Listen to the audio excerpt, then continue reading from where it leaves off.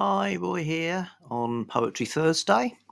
So this week, Dr. Jenny's still on the fainting couch, recovering from last week's spirited rendition of Jabberwocky. So you've got me, but into every life a little rain must fall.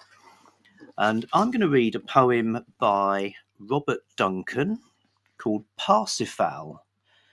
This came out in 1968 in a collection called Bending the Bow.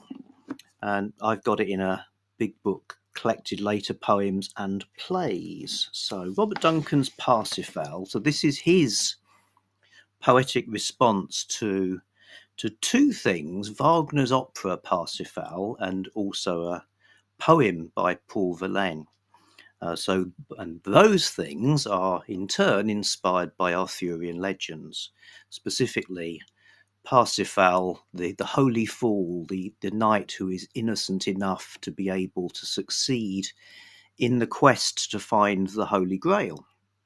So that's the kind of imagery you get in the poem.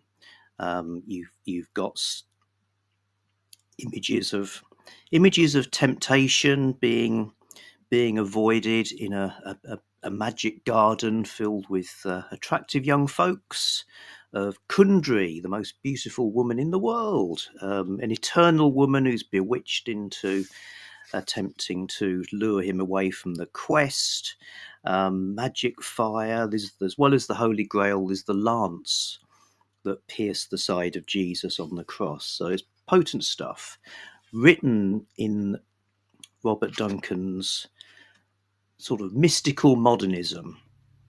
It's beautiful the way it flows across the page as well. So, Parsifal. Parsifal has put off the boys and girls, their babbling song and dance, their sexy ways. He stands blond and tall, enhanced by the magic of his not knowing what's going on, amidst their knowing inclination everywhere towards the flesh of the virgin youth. He glows untouched, most fair, in all those glancing shadows that would cast their spell and seduce the hero to their lights of love, tricks of the afternoon and one-night stands.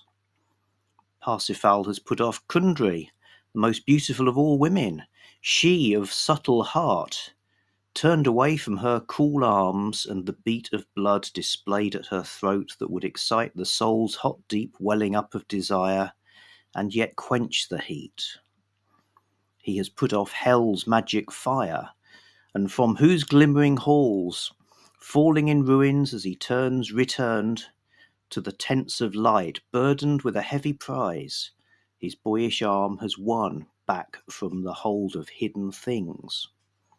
With the lance that pierced the side of the Lord, he does not know whose name, he knows now only what he has to do.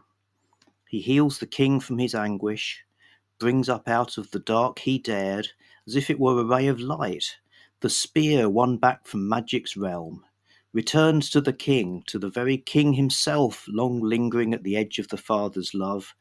The priest he is himself of the essential treasure. In gold robe, Parsifal adores the glory and the symbol, but it is a simple pure dish of crystal in which shines the blood of the real. Pulse of the Father's love the music raises. And oh, the voices of the children singing in the dome above. Thank you.